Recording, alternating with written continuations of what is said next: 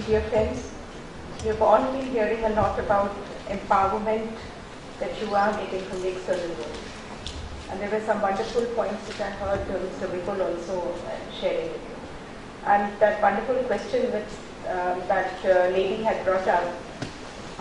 And I would like to ask you to applaud all the men who are present here. I think they really deserve the applause, especially after what you have pointed out. So this applause is for all the men.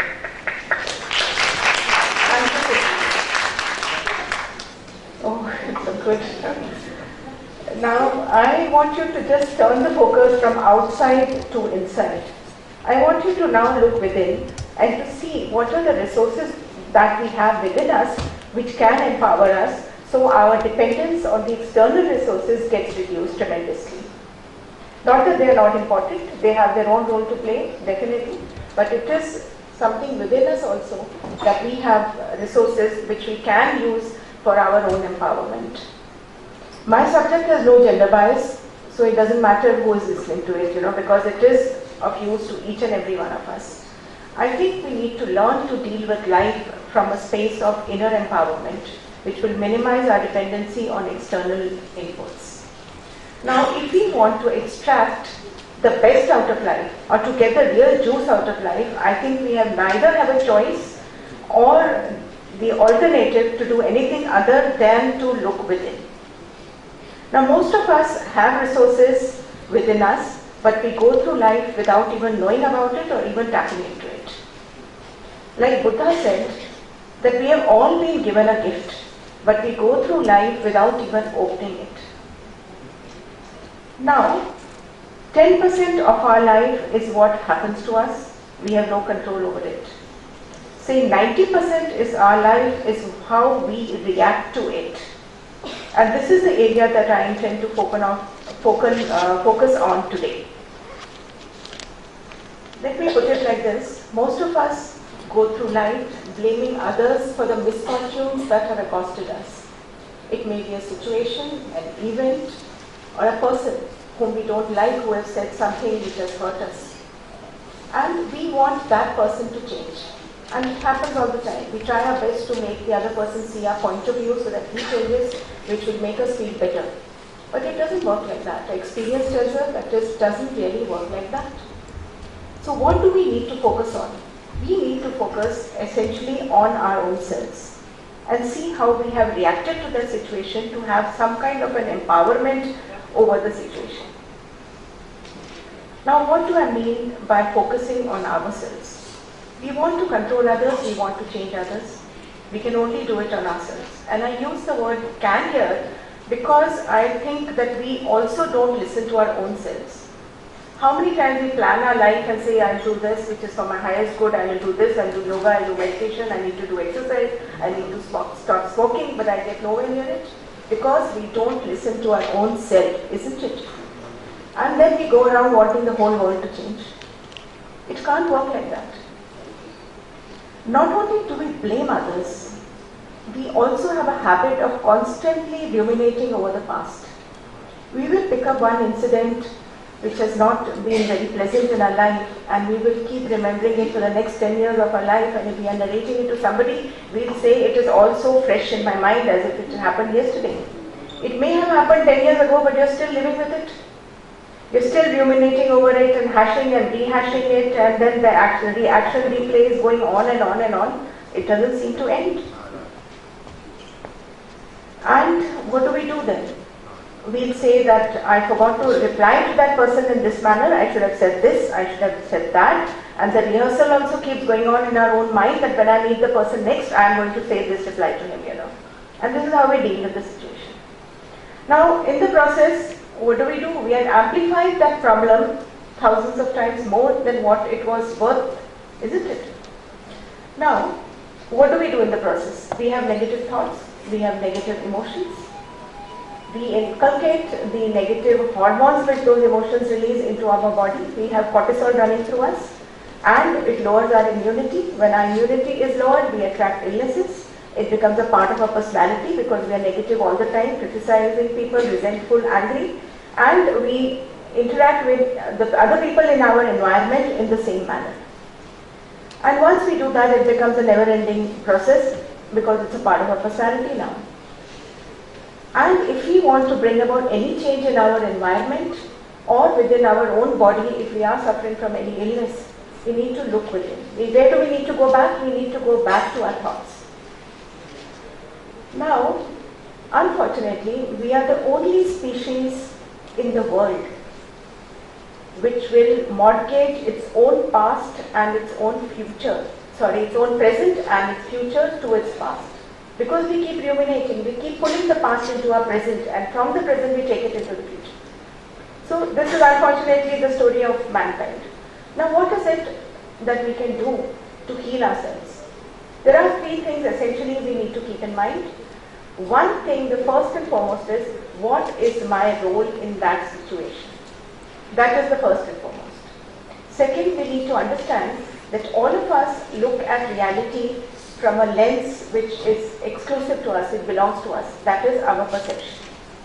I think like this, the other person will not think like that. I may see a glass half full, another person will still see it half empty, the third will say it is completely full. So that's how the world runs. We need to understand that perceptions determine the reality and perceptions can change the reality. For instance, to give you an example, and where do these perceptions come from? The perceptions will come from our belief systems which we have inculcated very early in life. And they have been validated by our various experiences, so we think it is right to think the way I think and the rest of the world is probably not right. And then we try to change everybody to fit into that mold. And as we go through life, one example I'd like to give you. Supposing my parents were victims of the partition. They lived life extremely frugally. Now I have adopted and inculcated that value system. But I am earning extremely well. My family is very comfortable, but that thought is there in my mind that I have to be frugal in my living. I don't have to indulge myself. Now my spouse likes to take my child out thrice a week for an ice cream. It's not a very big deal. But I will all the time keep telling my spouse that this is not done. Why are you indulging the child? You're going to spoil him. And the child says, "Kya farak padta hai? 50 rupees ki to baat hai. Why are you being so stingy?" And here lies an area of conflict where we do not understand why we are doing like this, and difference of opinions, and so on and so forth. And this is how we pattern our life. Now the third thing that you need to take care of is the contextuality of the issue. Everything happens in a certain context. And we need to get in touch with that contextuality. And what do I mean by contextuality? For instance, if I were to tell you somebody across your house had been found murdered, it's right across your house. Your reaction is one of fear, resentment, and you start thinking in terms of security. I have to get additional locks and this and that, You start thinking of how you can prop up your own security. And you're careful about your children, where are they going to move out and all that kind of, the environment will get created, you will get worried about it. But the next minute I tell you that there was a police who was chasing this guy and he was a terrorist and he was killed by the policeman. Your reaction changes absolutely. So we have to understand the context in which things happen. And to be able to understand all these things, we need to step back, because we are always in the middle of the situation. We cannot really think clearly at that point of time. So we need to step back a little.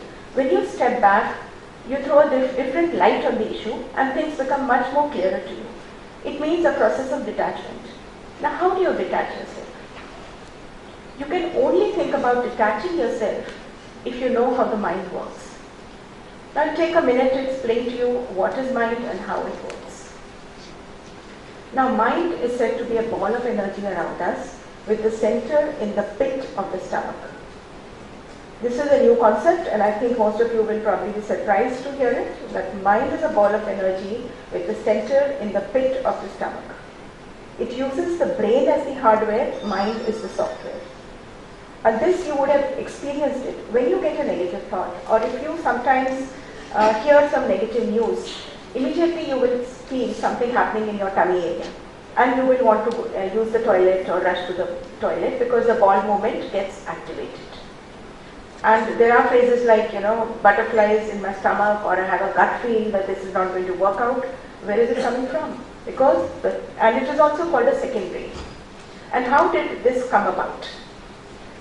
When a child is being when the child is in a mother's womb and it is developing, the tissue there forms, one part of the same tissue will go to the brain and create the nervous system there. The other part comes to the digestive side.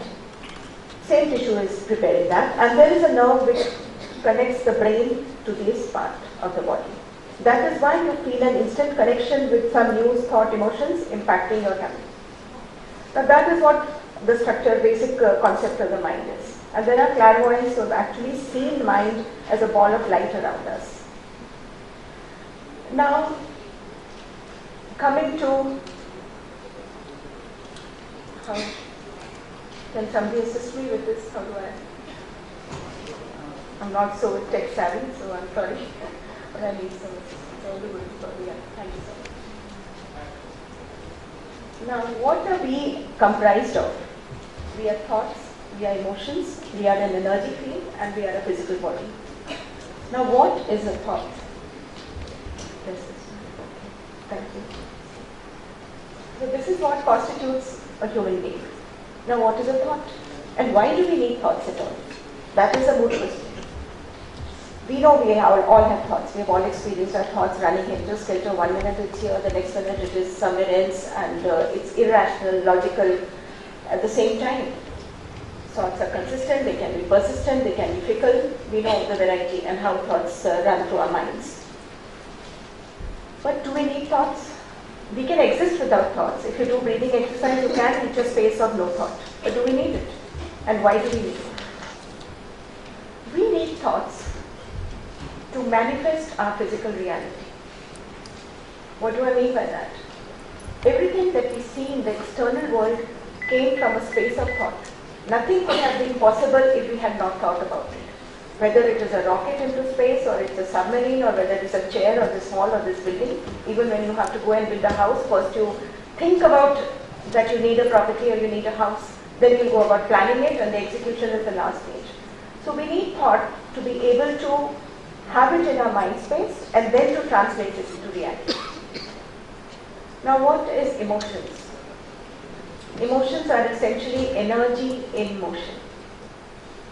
It's an energy in motion, and it is the twin of the thought. As soon as you have a thought, the relevant emotion will get triggered. What are emotions like? What are the kind of emotions we have? Negative and positive. We all know emotions as fear, anger, jealousy, envy, and positive emotions of love, harmony, joy, maybe inspiring you to do great things. So we all understand positive and negative emotions. Do we need negative emotions, or they are just to create a problem in our lives? We do need negative emotions also. Whatever exists, there is a reason for it, and we do need that also. For instance, why do we need the energy of fear? We need it so that it can push us to achieve things. It can make us save, it can make us plan, it can prepare us against the elements, it can do a lot. Similarly, anger. There are some people who understand the language of anger, and you just need to use that language. But that doesn't mean you have to have anger within you. So you have to learn to distance yourself from the negative emotions to get the best out of life. Now, what is emotion essentially? Emotion is an energy. And when it settles into our body, it becomes a feeling. It is only a feeling when it is in the body. Otherwise, emotion has no meaning. We say, I am feeling angry because you can feel it in your body. Your face will get red, your fists will clamp, your teeth will grind, so many things will happen because you're feeling that emotion in that body, and that is when it is feelings. So there is a fine distinction between emotion and feelings. Now we come to energy. Energy is something which we have all experienced. Just now Mr. Whipple was remarking that when somebody is stalking you, you may not complain, but you become very aware because as a woman you are more intuitive. What are we doing there? We are reading the energy field of the other person, and we are not feeling good about it within our own selves. That is the energy field that we have, and that is the energy field everyone has, so you can read intuitively the energy fields. And we are all born with this intuition. But unfortunately, it gets killed very early in life. And we don't learn to trust our own self, our own instincts. For instance, if you are in a bad mood, your child will come and ask you, Mama, are you in a bad mood? we don't want to upset the child, or we don't want to share our misery with the child, we'll say, no, I'm fine. Now here is a mother whom the child trusts, and she is his survivor, and she is the be-all and end of his life. And the mother is saying no, it means she must be right, I am wrong. So the child will learn to negate what he instinctively and intuitively knows. And that is where the whole drama of life begins, and we learn to negate our own knowledge, our own inner resources.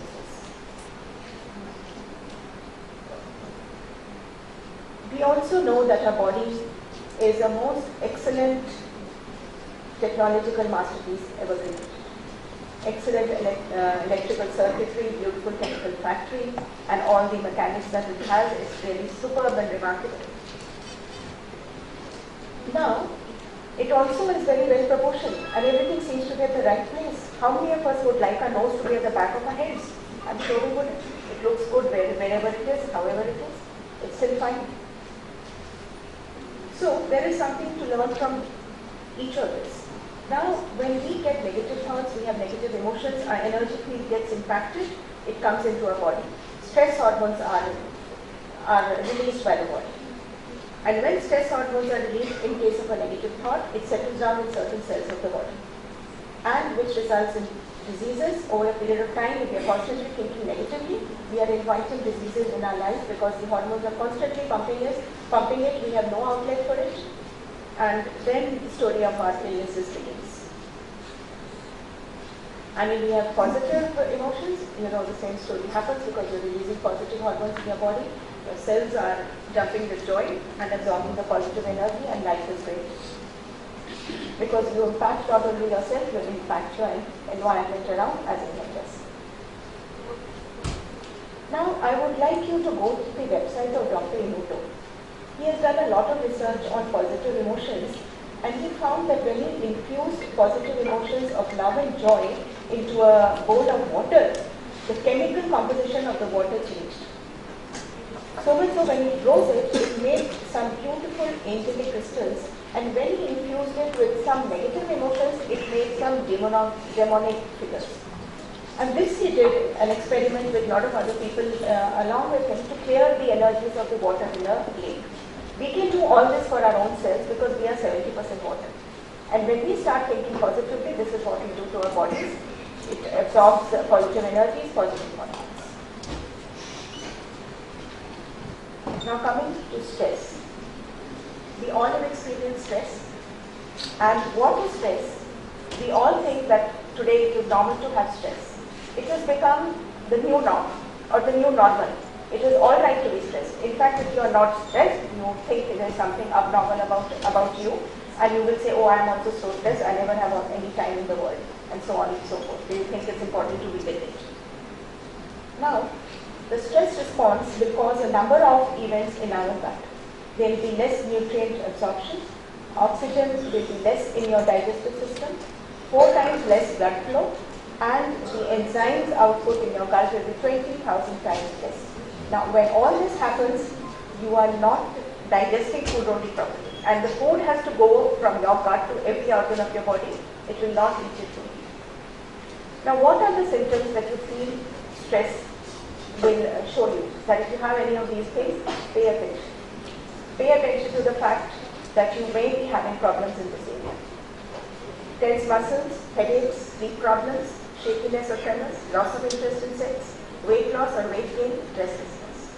Now, behavioral symptoms will be you are procrastinating, decision making is very difficult, you grind teeth, difficulty completing your assignments. If you are drinking, you may up your intake, food you may consume more or less, smoking will be increasing, increased desire to withdraw from others or to have people in your company all the time, or you're constantly brooding and in stressful situations.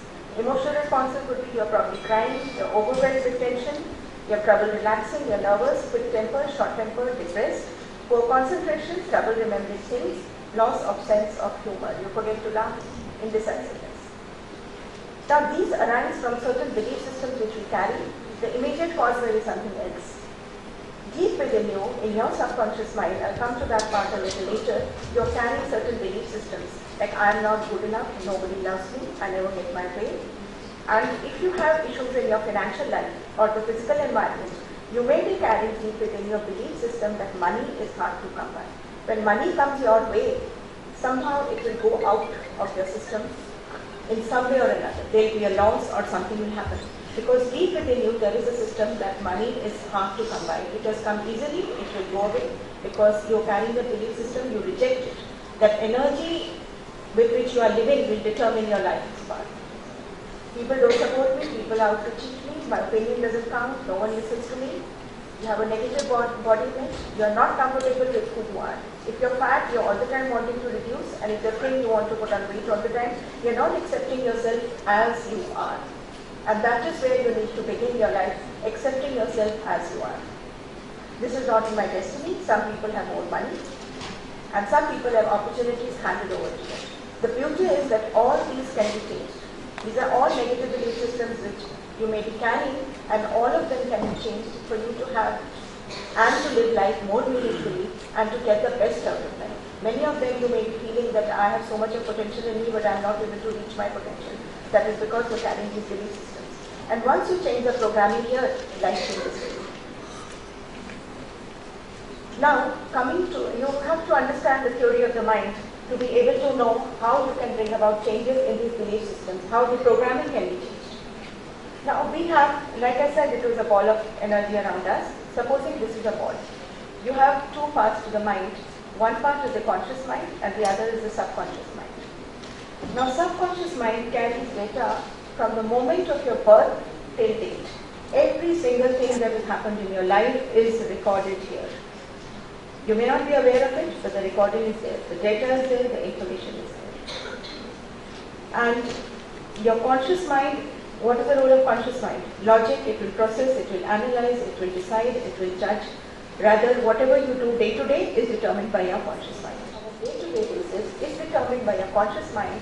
Then we come to the point, what is the role of your subconscious mind? The role of your subconscious mind is to keep you alive. It has no other mandate other than to keep you alive. It is in charge of all the involuntary functions of our body. For example, if today you are in a bad mood and you would say, I wish I were dead, and we may have done it many times in our life, our system doesn't shut down. That is because our system, which is responsible for keeping us alive, is not under the control of our conscious mind. It belongs to the realm of our subconscious. Now subconscious is again divided into two parts. Once I just told you was modern memory, the other is a primitive mind where we have fear and flight responses and fear of falling and loud noises. When a child is born, he carries these two responses with him. The children are invariably very overwhelmed by very loud noises. The reason is they carry this energy with them. But they learn to get over it, like you enjoy Diwali crackers, you enjoy bungee jumping, or you like to do skydiving or any of those activities. So you get over these responses. Now fear of flight and fight and flight responses are very primordial responses. They come to us from our early ancestral lineage. Maybe when we were cavemen and living in the jungles and we had to flee animals who were aggressive or dangerous, or fight with them for food to overpower them for our food requirements. So these are very primordial responses we carry within us. Now when do we use them, or when do they get triggered? Supposing some stimuli come from the environment, somebody comes to you, so your mind will register that stimuli. A part of it will go to your conscious mind, which is the thinking part. The other part will go to the primitive mind. And you will respond. If it is in the primitive mind, the response will be overwhelming, sudden. You will suddenly become so angry and you will not know the reason. Later on, you will think there was no reason for me to respond like that. Why was I so angry? That is because something within you felt so threatened that it had to invoke this fight response within you. That is why we have cases of road rage and all that, because we do not know where it's coming from. And it can certainly be healed up. And this primitive mind is so strong, it will start operating minutes before the conscious mind. Milliseconds before that, it will take over, so you have no time to think. And your reaction will just pop out. So, and when we start thinking, we say, oh, I shouldn't have done it. Now, this subconscious mind is more powerful because it is not only bigger, it comprises of 90% of our mind almost. It is 9 times bigger and 6,000 times more powerful. Now what happens in our conscious mind? You all are sitting here. You are getting data from your environment, that is this hall, and from your body. If the seat is uncomfortable, it might be breaking you. or the armrest is not good, you are uncomfortable. So all these kind of responses you constantly keep getting into your system, and part of it comes from your conscious mind. When I say, talk about food for instance, you might go and say, oh, what I had for breakfast, or what I had for tea just now, or what I'm planning for dinner. Subconscious mind will get triggered when you start thinking about that food, like your grandmother used to cook something so beautifully, and you used to enjoy it. So simultaneously, you're bombarded by information from so many areas: environment, body, conscious, and subconscious. And the amount of information that we can take in is only about 4,000 message units per minute. If it is more than that, we start feeling tired and we feel it's like too much for us, we need to go and rest. So when you sleep, you recover and you feel better. Now people who do long hours, about 18 hours, 20 hours constantly, their message units input is so much that someday or the other, there will be a problem. So sleep is a very, very important thing. We shouldn't underestimate it because it rejuvenates us, clears our mind, and releases good hormones for us to face another day.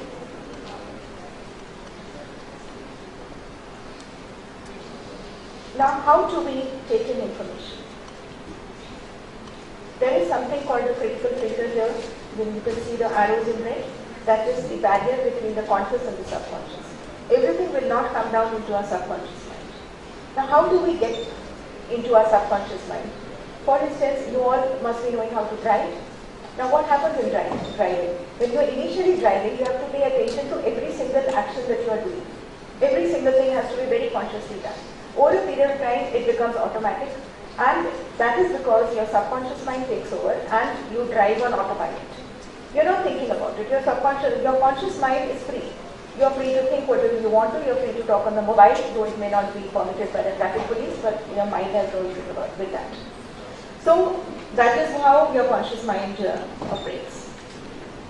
And that information goes into your subconscious. Now, when the subconscious completely take over your driving, you may have experienced it. You see a car coming from this side and you are right almost head on. But at that moment of time, there is no thought in your mind. Suddenly you will apply the brake, or you will quickly severe to that side and you are saved. There is no thought at that point of time because your thinking mind has no time. It is your subconscious mind which has taken over and it is saving you, it is protecting you, it wants to see you alive. It will do everything to keep you alive. Now between the conscious and the subconscious mind, we have a filter. And this filter is where all the rules of our life lie. What do I mean by this? Our conditioning happens very early in life, from the age of 0 to 8. Whatever the child hears in this environment, it takes in as it is. If you encourage the child, he will have very positive self-esteem, and that will become the foundation of his life. If you do not, and if you keep criticizing him constantly, that will become the foundation for his life in future. And that is how you build the destiny of your children. During the first 8 years of life, whatever has to happen will happen. The critical filter gets into place, and after that it's only therapy or real hard work to change yourself that will bring about changes in your life. Now, it will take in, the information will come from outside, our critical mind will process it and it will classify that information, and it will get down into the subconscious mind when we go to sleep or when we relax or we listen to music or do any of the relaxing exercises, and the relevant information will get updated in that file which is lying in our subconscious mind. For example, if you enjoy eating chocolates, you have a lot of experience of eating chocolates, you have 1,000 files of eating chocolates. Today you eat another chocolate, it becomes 1,001. So it is getting validated that chocolates are pleasurable. Similarly with the pain file. Now you have a belief system that networking is important and it will help me to reach places. I can build up my career based on networking. You go to a party, you are introduced to 50 people. You will not remember anybody's name other than those people who are important, because you feel it is coinciding with your belief system and you feel that this is going to take me far in my career. So when you go and sleep at night, that information will filter down to that networking file, and that name and person's data will get registered in that file which is lying in your brain. Now you can only hold information in your critical mind for 24 hours. Beyond that, you need rest, you need to sleep for it to pour into the subconscious mind, so that your conscious mind and critical filter is free to take in more information from the next day. Now, what happens when the information comes and the files are updated? Only the relevant file goes here. There's a lot of irrelevant material also which comes into our space. What do we do with that? We can't keep piling up all that, the amount of information and data which we receive. Now it goes out as irrelevant and comes out to your dreams. Now first, it will come out as dreams. Everyone dreams at night. We may not remember this, that's a separate story. But we do dream. Talking about dreams, when we sleep at night, let's say we are dividing our sleep cycle into 3 parts. The first part is processing, then we have predictive, and the last part of our sleep cycle is waking. Now in the first part, whatever information we have gathered throughout the day, all the mundane, routine, everything, our mind processes in the first 1/3 part of our sleep cycle. And the next part is predictive. Now this part is activated when you need to take a certain action. For example, you need to work, you are 25 years old, how much can your parents support you? But you want to pursue a hobby too, and you're so addicted to that hobby that you do not pay attention to building up your career or whatever you need to do, or you're between jobs and you're taking it easy. So one night you go to sleep and you find yourself as a beggar on the street with a begging bowl in the hand. What does that mind do? When you wake up in the morning, you are worried over what's happening and so on, you might dismiss it. So that is your mind calling you to take action. Telling you, boss, become alert, you need to do something about your life, you need to have a career, you need to earn money, you need to do something. So these are the kind of feedback our mind usually gives us. Now, coming back to this, our rituals which we see in our day-to-day life, they go directly into our subconscious mind. So we will remember the picture regularly. That is why we have, projects when you have to make a PowerPoint presentation and all that, because it registers very easily with us. But the auditory part may be stored in a separate file in our mind. This goes straight into your subconscious. There is a fight in the morning between a husband and a wife. The visual of that will get stored in the subconscious. What the wife said, you will be thinking about it throughout the day. When he goes to sleep at night, that will come down into the subconscious and get stored somewhere. Now he gets a dream at night of a woodpecker constantly doing this on the wood of a tree. And he says the whole night I couldn't sleep because this woodpecker is doing tuck tuck tuck all the time and it was so disturbing. So that may be the mind telling you, be a man, do something. This nagging has been going on for 20 years, it's time you took a stand. You never know how your mind works and what is the message it will give. But what you dream is exclusive to you. It is not, interpretations cannot be found in any books. You have to understand that. All these books will probably mislead you and misguide you and worry you about, oh, I dreamt about snakes, and that is a part of worry for you. But that is not true. The book may say that snakes are evil, but for you it may be a symbol of Shivji, whom you rever or not. It's actually very different. Your interpretation will not only depend upon what you believe in, but what belief system that you have formulated in early life. Now, when we talk of rules here, what are the rules? The rule is no smoking in my family. I have been brought up to believe that smoking is bad. I don't smoke. Suddenly I go to college and the people whom I love to be in, they all smoke. They tell me it's time you started smoking, you're a man now. Now the rebellion you might take over and you might start smoking. Or you might have a deep desire to belong to that group. You want their acceptance and that sense of belongingness. So to be a part of group, you will take to smoke. Now as you smoke continuously, the pleasure file keeps on increasing in your mind and you start enjoying the process of smoking. It's relaxing on top of anything else, And you get married. Your wife tells you to stop smoking and you must please your wife, that's equally important. You can't say no to her. So you try. It's not that you don't try, you certainly try with your full intention that I'll stop smoking. You do it for a few days, but then your subconscious mind will tell you, but this is not right. What she's telling you is not correct. You enjoyed smoking, you have the experience of it, it was such a pleasurable experience. Take it once more and then we'll see. So you go back to smoking again. And this kind of either keeps on happening in our life. Sometimes we smoke, sometimes we leave it. And this is not only about smoking, it's about most of the things that we do. Now, when our critical filter gets cluttered or overwhelmed, there is so much of information there that you really cannot progress. It breaks down and you need to clear it up. How do you clear it up? Sleep helps you to clear it up. Meditation is a wonderful tool. Music is relaxing. You can do breath work. When you do breath work, you will feel your mind getting empty of thoughts. You cannot get angry on a slow breath. Try it and see. You will not be able to get angry if your breathing is slow and calm. It needs, excessively to be really angry. Exercise is good. Yoga, of course, is wonderful because it deals at the physical body level, at your thought, emotion, and the energy field. Now, deep learning is possible in the subconscious.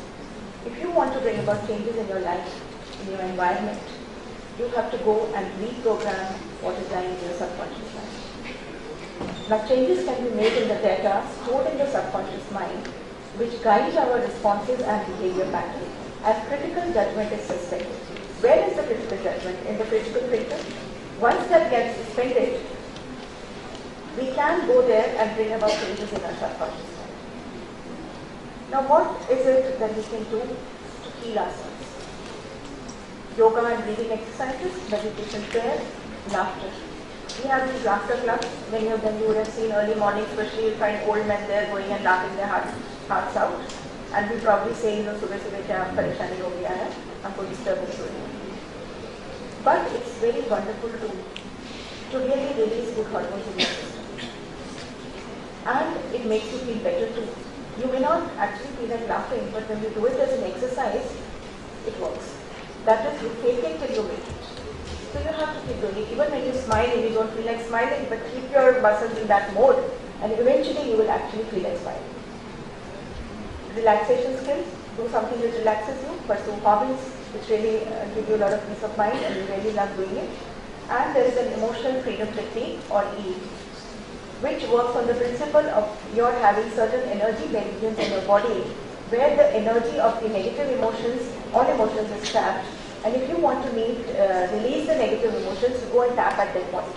Some of the points are here, some of the points are here, some of them are here. I cannot go into detail at this point of time because it is a subject by itself, but you can go and look it up on the net and it will give you a lot of insight and it is effective, it works. Then there is hypnotherapy. Now what do we do in hypnotherapy? In hypnotherapy, we suspend the conscious mind and the critical filter.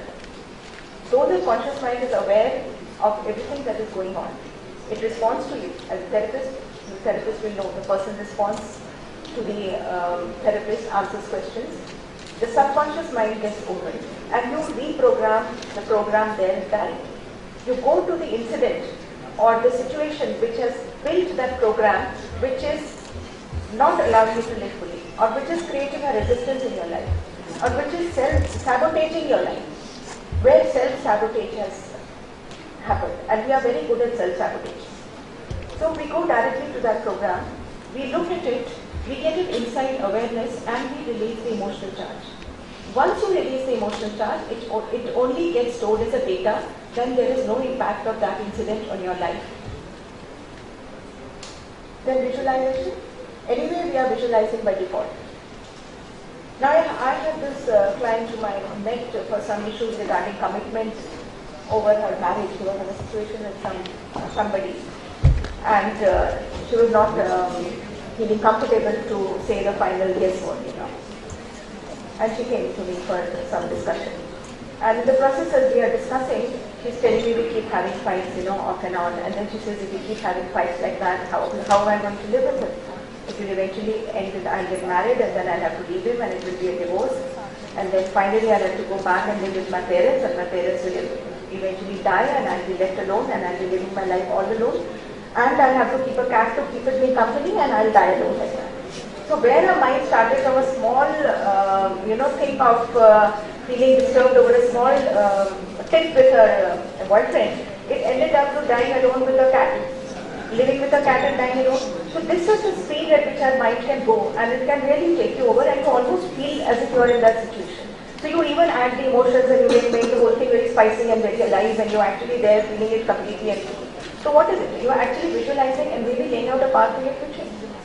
Once we understand that what are we doing with our minds, we can switch, we can change over, we can do things differently. And that is where we need to exercise control, that I am the boss from today onwards, I think what I want to do. But we don't. Our mind has been the boss for so long. It will say, one day you're woken up now after 50 years and you're telling me you are the boss. It can't work. So there will be resistances on your path when you decide to take charge of your life.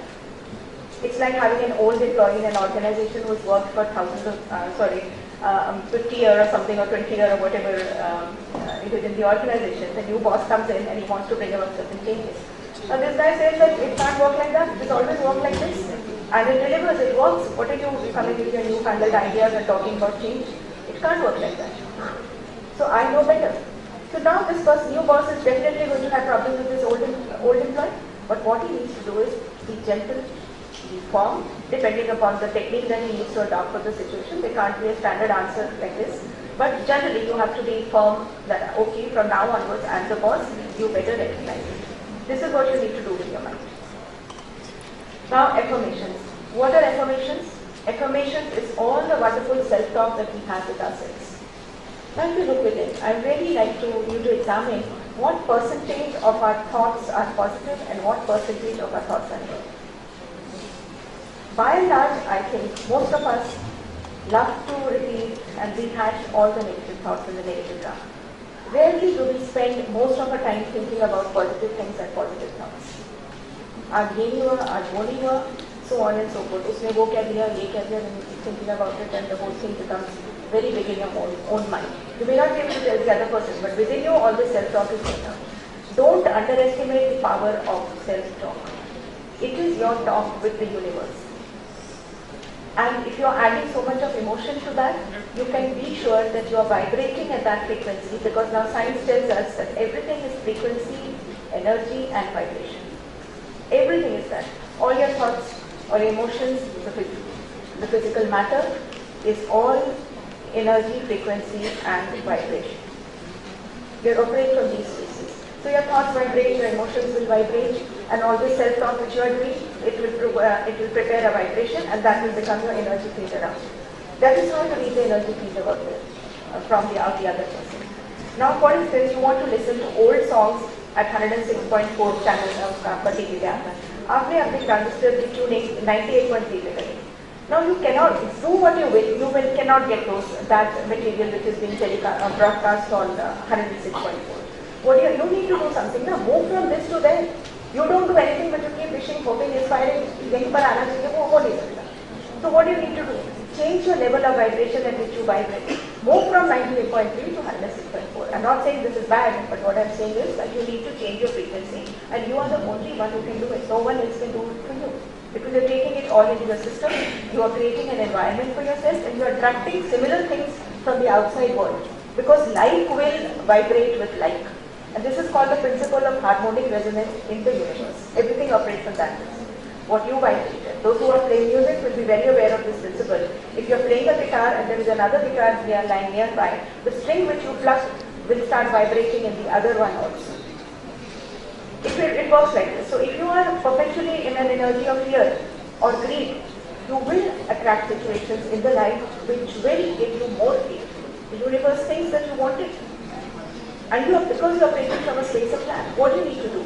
Change your vibration, change your self-talk, get into the positive mode, absorb the positive emotion, learn techniques on how to be positive. They are all available and they are all a part of your inner resources. Some of which are listed here are some of the techniques which you can adopt, because you need to change your level of vibration to get the best out of life. And it will come to you, it will come your way. Just work on it. And what I am doing here is only explaining the science of it. Once you understand the science, it's easy for your logical mind to follow through the procedures. Otherwise, you think it is all crap. You're not ready to accept it. But once you understand the science, your mind registers it, and then you have a scientific explanation for it, it works. It's great. Now, check your focus areas. What you focus on grows. If you're focusing on negative all the time, that part will grow, because you're sending so much of energy into it. Then you have to understand when you're dealing with people, whether you're coming from three spaces within you, whether you are your parent, you are the adult in you, or you are the child in you. We all possess these three positions within us. Most of the time the adult is not in charge. Either it is the parents, because your parents taught you certain things, and all the shoulds in your life comes from there. I should be studying hard, I should not be playing, I should be doing this, I should be doing that, because your parents told you that. Now you need to evaluate as an adult. Because if your parents said that you have to be frugal, it is not necessary that you have to be frugal. You can change it. Let the adult take charge. You see your income, proportionately you decide what needs to be done. But your adult is not in charge. You're coming always from the space of frugality because that is what you do. Now a child, the weather is good outside, you are very important meeting, all the time you want to be outside. And then you're grieving internally, kya itna kaam aa gaya hai, abhi to mausam itna acha hai, I want to go out, that's the child. But you can plan differently. Let the adult take charge. Okay, I'll quickly finish my work and let me see and ask my boss if I get half a day's leave, maybe I can go out and enjoy this. You may not be able to, but the child in you is totally in command, making you feel miserable all the time because he is missing out on something. Now check your role. In any situation, what role are you playing? Are you the victim?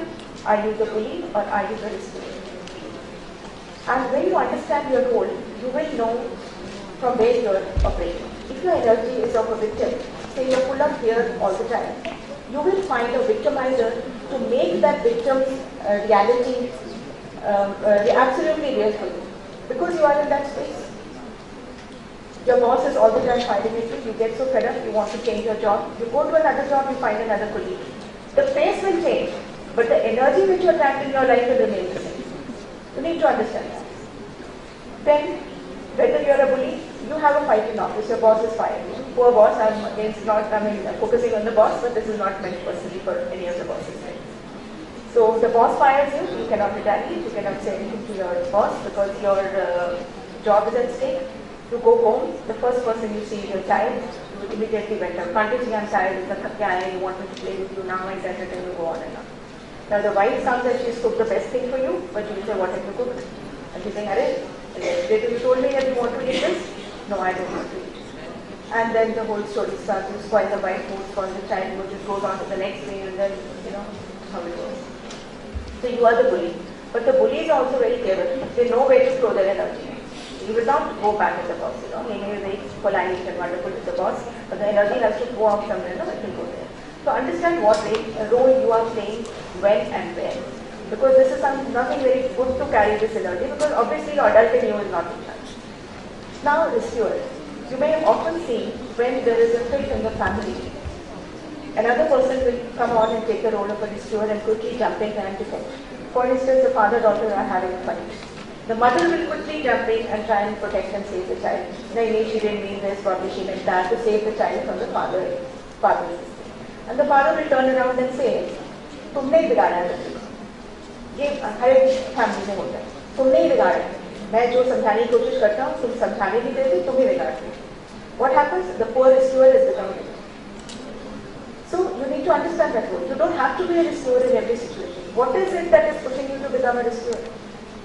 Now then you need to take on the role of teaching, facilitating and taking ownership of what you do. Now here I am giving you certain information. You can just glance through them and read it out with you. This will help you to change the way you think about what you want in life. For instance, you want good health. Then instead of repeating मैं बीमार हूँ जो आता है उसको कहानी सुनाते हो मेरा blood pressure high है मेरा heart problem है मेरा ये है. These are all information. You are telling other person may not hear, he may not register, but your body is listening to you all the time, no? So it is absorbing that energy and it is making you more and more sick. So please stop talking about all this. Rather you say, even if you want to share, I had this problem. Use the word had. I had this problem, but I am getting better and better. Your language is extremely powerful and your body understands its power and responds to that. So, you can use this information of saying to yourself, I am blessed with good health.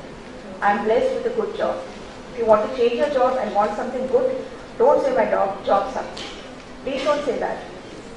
Enjoy the job so that you know that this is going to be the foundation for your next job because the universe knows this is what you want and it is a mandate by the universe to give you the best. So I am blessed with a good job. I possess a comfortable house of my own. I am blessed with good health. Oh, that's repeated again, sorry. My money is increasing every day. Everybody wants more money, but how to go there and how to get it? We are creating hurdles in our own path because we are not sending the right vibrations and the energies to the universe. So our money energy is stuck. At the end of the day, everything is energy. Money is also an energy which you are attracting into your life. Some people seem to get it so easily, some people seem to have worked so hard. What you need to do is to check for the vibration that you are sending out. And when you are sending out the right vibration will come to your source. Then money flows to me easily and constantly. This can be an affirmation. I am blessed with a wonderful job with a salary of rupees so and so. I am getting healthier and healthier every day. If you cannot believe that I am blessed with good health, your mind will say, "Abhi to main itni to mere ko bimariyan hai." Now I have to say I am blessed with good health. There is a contradiction. How can I say that? So take your mind chill. I am helping you only, no? So I am the boss. Say that I am getting healthier and healthier. And if you want to lose weight, you cannot believe that I am slim, so you say, I am getting slimmer and slimmer. I am full of vigor and vitality. I deserve abundance and all good things are coming to me now. I willingly take responsibility for my life. I take charge for my life. I listen well and put across my point effectively for improving communication. My mind is completely healed and purified. I am becoming more and more confident every day for increasing your level of self-confidence. Now, how do we create affirmations which are unique to us? These are standard affirmations which I just put across to give you an example about how you could do it. But there may be certain situations in your life where you need to make exclusive affirmations which suit your situation. So in that case, what you need to do, select proper words. See that because words carry energy and your intention. Now use it in present tense. I nowhere said that I will have good health. Good health will nahi ho sakta because whatever is in the future will remain in the future. You have to bring your future into the present. You have to pull it in. How are you going to pull it in? By saying I have.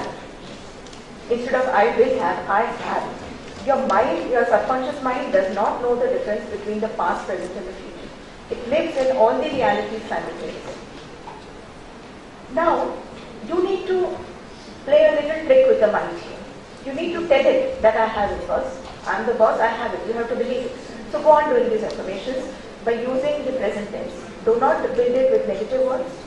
Be brief so that you don't want to, you want a lot of things in life. So in one sentence you will make, I want a wonderful child, a wonderful job, I want a beautiful wife, I want lovely children, I want a house in Hong Kong, one in London, one in Paris, so on and so forth. Oh, sorry. I think I'm exceeding the time break, but I'll quickly go through it. So, be brief and concise. Now use one affirmation for one goal. Wonderful house, one. Now the way of doing it is that you need to say 21 times for 21 days to bring a neural pathway. That will help you to build the neural pathway to change the programming. The programming needs to change. And how do you change it? By repeating it 21 times for 21 days at a stretch. If there is a break in between, begin again. And ideally do it before you sleep. Or look into the mirror in the left eye and speak. Look into your left eye in the mirror and speak on that. You don't have to close the other eye, but focus on the left eye. This is a way of getting affirmations deep into your subconscious. Now visualization, like I just gave you an example, how you can visualize, plan in detail. If you want a house for yourself, a beautiful house, visualize it in your mind space that it has every single thing that you want, the furniture, the color, the carpets, the walls, everything, the material that you want to use. You can even create a vision board. A vision board is create a board in your house, put all the pictures of that beautiful house that you want, and you can even see movies, videos. These are all the things which you will keep according to yourself, will become a part of your energy field and then you attract it. Now visualize at least 10 minutes. Try and create an environment if you can. Even if you can't, it's okay, but at least try and create an environment. Dim the lights, listen to some nice music, lie down in the bed, get into a state of a slumber, and keep visualizing the beautiful images that you would like to have. And visualize as if you achieved it, add the emotion to it. You're moving in your house from one room to the other, feel it. Feel all your senses getting charged. Feel the smell as if the kitchen is cooking something. Your hands are feeling the furniture and your skin is enjoying the sofa on which you are lying. Involve all the senses. Now add emotion and start bringing the changes into your physical environment. You may talk to people about it. You may consult some architects that how do I start, casually talk about it. This is in my mind space and I love these kind of houses. You may like to go and see a few houses in your neighborhood. I'm just interested. I just want to have a look around it, So that's a way of bringing changes in your physical environment. Last but not the least, get into the attitude of being happy, enthusiastic, gratitude and appreciation. Get into this mode. that you have to be happy. From today onwards, happiness is a decision that you make, that I am the boss. I am not going to allow any negative thoughts to overtake me. I am going to be in a space where I am happy, where I think happy thoughts, where I am enthusiastic about life. It's not a small thing that you are breathing. How many people just get up in the morning and then the family realizes that they are not there? There are many of them happening like that. And we don't even realize how important and how the beautiful gift of life that we have got with us. So at least nothing else, at least you can be appreciative of that. And you have 1,001 things to be thankful to the universe for. So please get into a space of gratitude and appreciation of what you have, because that will build the foundation of more of wonderful things for you to receive in life. Thank you.